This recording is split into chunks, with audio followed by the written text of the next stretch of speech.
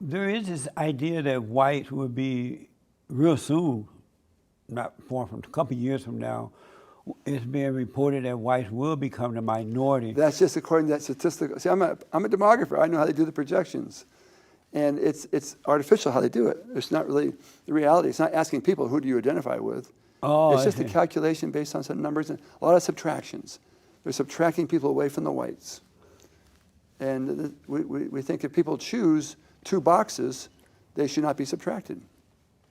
I'm glad to hear that, because I tremble at the idea that white people may become the minority and the colored people become the majority, because if they take over, it's over for America. Well, I mean, have you noticed that? No, but I mean, the colored people. There's so many different kinds of people. The black ones. Oh, the black ones they're only over, right? They're only 15% of the total, right? Yeah, thank God. Something like that. Well, I mean, they're not growing very fast because they don't have that many kids that fast. Well, they're too busy fighting the white man. I don't know. Well, no, I don't know. Have you noticed that? No, I don't see that. Right. But have you noticed that black people don't build, they only destroy? They only destroy? Yeah. When they get mad, they do. They destroy, yeah. Yeah, even when they... Listen, they got a lot of reasons to be mad. Like what? Like what? Yeah. Well, turn on the news, the next police officer does something. Are you the head of your wife? Am I what? Are you the head of your wife? No. I know that for sure. What's it like living with a woman that rules over you? She lets me rule over some things. But the rest of the time, she makes really good decisions that I agree with. Women can't make good decisions. Sure they can. How? They don't have a logical mindset. How can they make good decisions? You got to be kidding me. So I teach a lot of women students. Let me tell you, they're more logical than most of the men. No. Oh, yeah, they are. They can read a book and repeat what they read, but when it's time to make decisions, they can't make it. Look at all the crazy decisions your wife has made over the years because you were listening to her. I can't think of any big problems, really. What is it like letting her rule over you like that? You know, I'm not at all, worried about it. I'm not offended by it. I'm not you nervous. Okay with that? I'm not. No, I disagree with it, but it doesn't bother me because I don't feel at all. I don't feel any weakness. What type of decision she let you make? Sometimes. Like where we're going to go on Saturday night. That's it? That's pretty good. That's pretty good.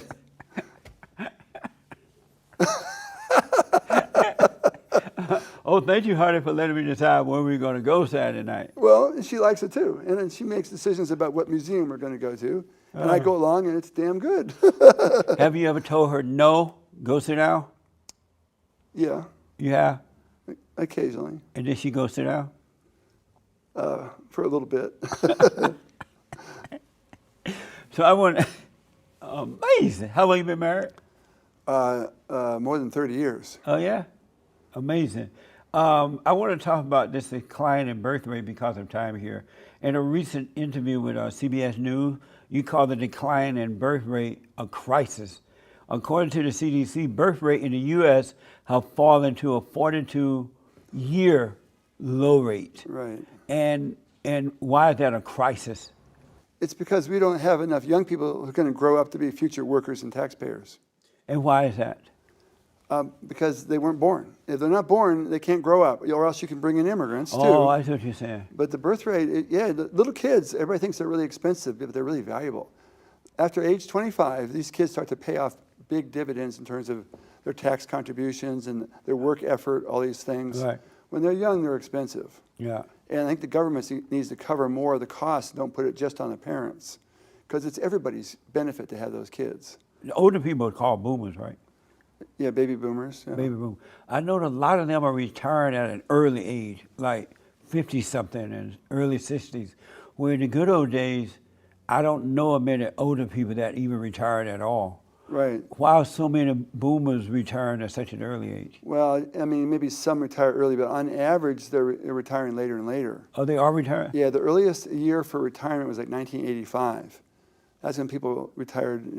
Most people retired around age 62. Right. But boomers been pushing it out longer, because the more educated you are, the more of a white collar job you have, the more you're a preacher or a professor, or a judge, you can go a long time. Right. But if you're a manual worker, you wear your body out. Oh, I see.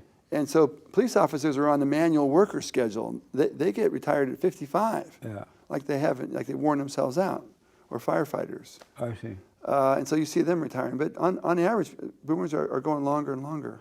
And so now that there are fewer millennials and younger people, what's the solution to, and boomers are going a little longer, but we're not going to be able to make, oh, I know what I read this.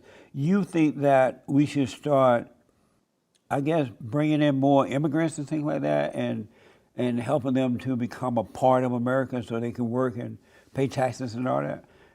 You wrote a book called Immigrants and Boomers, Yeah. Forging a New Social Contract for the Future of America. Correct. And you talk about California being an example of the trend that's happening in the rest of the country. What do you mean by that? Well, people were worried about us against them, native-born versus immigrants, or white against, minorities. And I said, that's not the problem. The problem is we have way too many old people, not enough young people. And you should be grateful for all the young people you can get. And when I say way too many, that includes me. It's the boomers. And I also say it wasn't the boomers' idea in the first place. It was our parents' idea. So don't blame us for being too many. But we were born, and it happened, and we're here. And you need more young people. And whoever you're going to get them, and guess how you're going to get them? You're going to get a lot of them from immigrants. They're going to come in, they're going to be workers, and they're going to have their kids. And so they're going to help us balance our age structure, because it's really top-heavy. It's never been this top-heavy in America, ever. Not even close.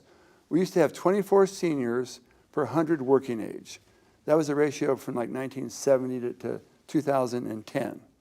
And then in 2011, the first boomer crossed age 65. And it's been a flood of people getting into the senior bracket now. And that ratio is going from 24, it's going to 48 per 100. It's doubled the weight of seniors on the shoulders of working age. And the working age is going to need reinforcement. They're going to need better education, and they're going to need more people to help them. It can't just be on a few people's shoulders. But if they were to close down the borders and raise the rates to work, minimum wage stuff or whatever they do, and American citizens start to make more money, where the wife could stay home, the husband and the wife can make truckloads of babies. If they make more money, wouldn't they be able to stay home and have more babies? Wouldn't it benefit America better if we kept the illegals out? Because we have drug addicts and prostitutes and pimps and drug lords and mothers with children from Mexico and all that crap coming in, and it's draining the system. Most of the people who come in here are coming to work. They're not coming to do those things you just said. But they are, because our government is offering them free housing, free health care, free education, free everything. And so they're coming with a welfare mentality because that's what the government is offering them. Well, And a lot of them are lazy. They have a higher rate of working than the native-born Americans do. Like the men are like at 95% working. Some of the Latinas are only at 50% working. African-American women are up at 80% working, really high. Well, you know why that is, right? Yeah, And why is that? because oftentimes they're the sole provider in their household. Yeah, and the black man too lazy to work. Well, black man maybe couldn't find a job that was, No, they can find a job. Believe me, they ain't looking for no job. well, I may not know my flaws, but I know black people. Everybody has slackers in the family. You can say that again. Everybody does. And immigrants don't have slackers when they start, but after a couple generations, they can have slackers too. That's true. So we have to bring them along. And we haven't actually taken it seriously ever to provide that means of occupation for everybody. But what's wrong with them? They can't provide for themselves. When I was growing up, I grew up on a plantation in Alabama under the Jim Crow laws. And we didn't need someone to provide for us. Our parents provided, and they didn't taught us to provide, and we didn't blame the white man. We knew that But you had a structure to work within. Yeah. I think a lot of these young guys say don't have a structure. Right. So it's not about white people. It's about not having a structure in the home. Well, in the home, but in the community or in the workforce. Well, not even in community, because in those days, the blacks wouldn't let us as a little kid, if the other kids were bad, they wouldn't even let us play with the other black kids because they knew the parents were no good, right? And so it doesn't take a village; it takes a father and a mother. Well, it helps a lot. Yeah. I mean, it definitely does help. What helps? They have a father and a mother both. Absolutely, it's the key to life. Well, you can survive without it, though. Right? How? Well, I have a single mother, parent, Where was your father? divorced. He And- moved to California. He moved to West Hollywood. Why did he leave your mother? I do not know. I was too young. Oh, have you ever asked her? Well, she was upset with him for different reasons. Right. She couldn't control him, huh? Yeah. Well, anyhow. So, but I know. So I know that you can still flourish well with a single parent, but it's easier if you have two parents. Invest is the right way if you have two. Am I wrong for not wanting illegals and all these immigrants in my country? I wanted to be Americans and take care of home first. And once all that is taken care of, somewhere down the road, we can let in a few as needed through the front door. Am I wrong for that? Yeah, I think it's a little bit. The notion of illegal is, when most white people came from immigrants. Came from immigrants? Yeah, But they were not illegal, though. Well, they were not crossing the border. They were not illegal because anybody could come. Anybody. Right, but they were not illegal. They didn't just Anybody could come. sneak in like that. They just poured in the door.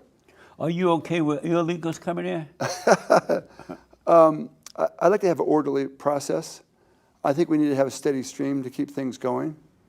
We can't pick the fields. We don't have immigrants. We can't staff the hospitals. We don't have immigrants. In Silicon Valley, half of those companies are founded by immigrants. So these are not all freeloaders. Don't remind me of that. That ticked me off. Well, That's not a good thing. We're stealing the best brains in the world and bringing them to California. If it wasn't for white people, would there be an American? That's what a lot of people say. Because white people found it and created the greatest country in the world, right? If it wasn't for them, would there be an American? there are lots of people in LA who've been studying the opposite, saying, what would happen if we could have kept the white people on the East Coast and we could let the Mexican population grow here?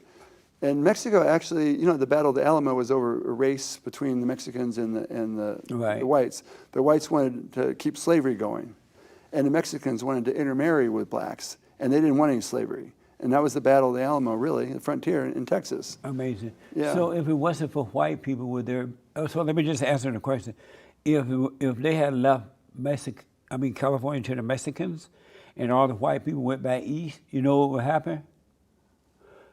They would be moving back east, and California would be a ghetto. All I know is everybody all over the world. Am I right about that? I do not know. Everybody, yeah, you do. I do not know. You know. I know everybody all over the world came to California because of the gold rush. Yeah, it was nice. They came to get rich fast. Yeah. So if it wasn't for white people, would there be an America? Yeah. How? How? Because these people don't create, the Mexicans don't create anything. Well, have you been to Mexico? Even when they come here, they don't even assimilate with white people. Have you been to Mexico City? Mexico City? Yeah. In the U.S.? Yeah. No, in Mexico. Like over in Mexico? I mean, that's quite a metropolis that they built there. But why are they trying to come here? Why don't they stay in their metropolis? They do stay. The ones that come here are from northern Mexico. They're poor workers in northern Mexico. So why does northern Mexico won't go to their Mexican metropolis? Because we have all these jobs up here. We offer them free stuff. Well, you know, free stuff. The thing is, if I don't educate that little Mexican American girl, she won't be a really productive worker. And I need her to be top producing worker to help me when I'm old. And I know she can do it. And I know she can have a really good life and buy a house and all that. But they're going to be stealing from you too. Well, not if she's educated. She will not be stealing. She won't steal? Nope. She's going to be making money. Are you married to a white woman or Mexican? A white woman. You married to a white woman? Yeah. Oh, good. But no, I've had many workers in my house. Nothing's ever been stolen. Every housekeeper I had, a Mexican house, stole. Really? They would come in with these big empty bags on their shoulder. Really? Oh, hi, senor. Good morning, senor. Glad to see you. And then that evening when I come home and they're leaving, the bag is all puffed out with stuff. They must have thought you had too much stuff. Evidently. You were rich.